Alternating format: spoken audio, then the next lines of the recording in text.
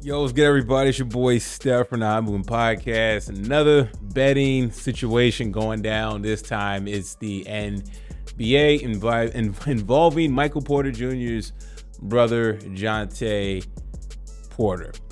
Okay, so the NBA is investigating the irregularities on prop betting involving him. Man, this is what happens when betting is going to get involved in sports. I mean, it's a cat and mouse game. People have been betting way longer than the NBA has existed.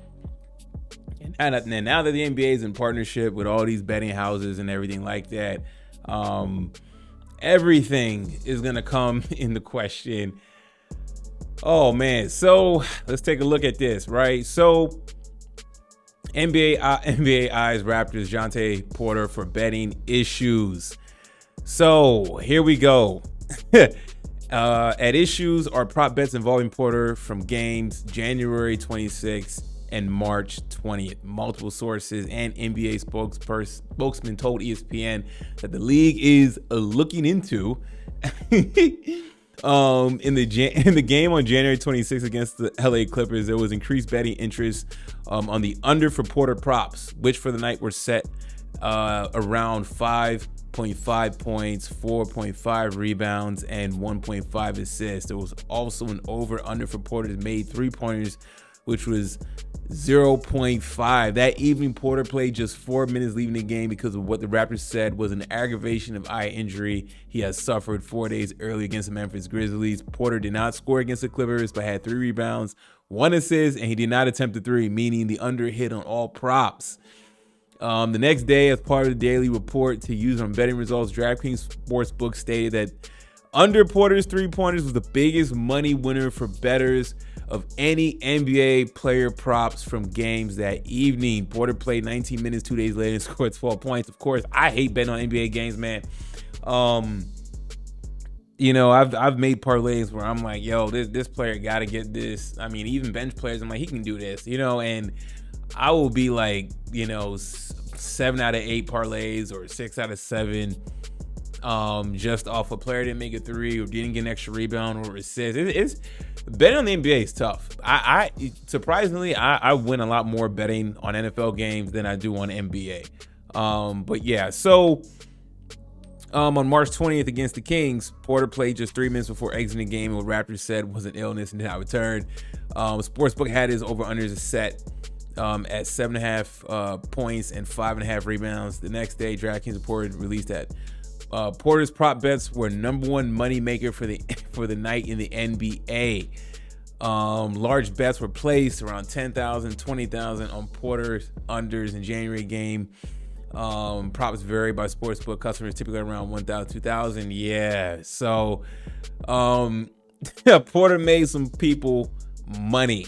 The question is, the NBA is like, who are making these bets? I mean, hey man, you got a lot of whales who like to gamble for purely entertainment. They got a lot of discretionary income.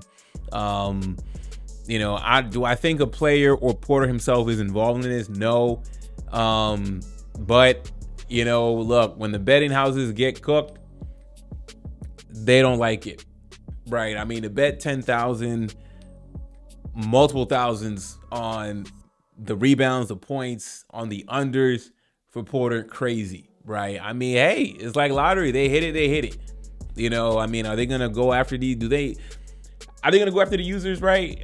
You know what I'm saying? Like, they're going to try to find out. I mean, they got that information. Everybody got an account. I mean, the investigation be closed and shut, right? If it's not him or anybody tied to him, what's the point of the investigation? This is betting, right? I mean, listen, these betting houses, they clear up, they clean house, they win way more than they lose. But every now and then, the people got to eat. Okay, and this could be a case of that. We're gonna find out more about this, I'm sure. But it's funny that like anytime somebody hits now, anytime somebody does something big, or there's like people there's millions of people betting all the time. There's always gonna be anomalies, right? Just based on the sheer volume of people. That's gonna happen, right? You're gonna have listen, when people, when they make these March Madness brackets, right, and then people's brackets get busted, but there's always a small percentage of brackets that are still perfect or still 90% right. You know what I'm saying? Like, betting, no different, right? I mean, is the NBA gonna be opening up investigations like this, right? I mean, maybe someone saw Jontay Porter as an easy prop in their eyes, like he's new, he's on a what? He's on a 2-way contract or something like that. So why not? You know, you don't expect him to come in and get in buckets. Now there's a prop on him. Okay, take a chance, and it hit, right? Crazy, man. And so, like, is the NBA gonna really just every time there's irregularities, they're gonna have to investigate, right? And what are they looking for? Like insider information, right? Or are they going to question because Jontay Porter exited the games and stuff like that? Now, okay, fine. Do an investigation. It does come back to something. Yeah, Jontay Porter's cooked. You know what I'm saying? He's been trying to get in the league. He's in the league. I don't think he'll do anything like this out the gate. But if it is tied to him or anybody tied to him, then yeah, he's done. He's finished, right? He'll probably get banned. And never get back to the NBA though. But just funny that the NBA is just investigating this now, taking it all serious. It's crazy. You know, I mean, like, people do make abnormal bets for whatever their own reasons are, right? Does it require investigation on time? No, it doesn't. Anyways, thanks for watching. Let me know what y'all think about this, man. Please like, subscribe. I'm out.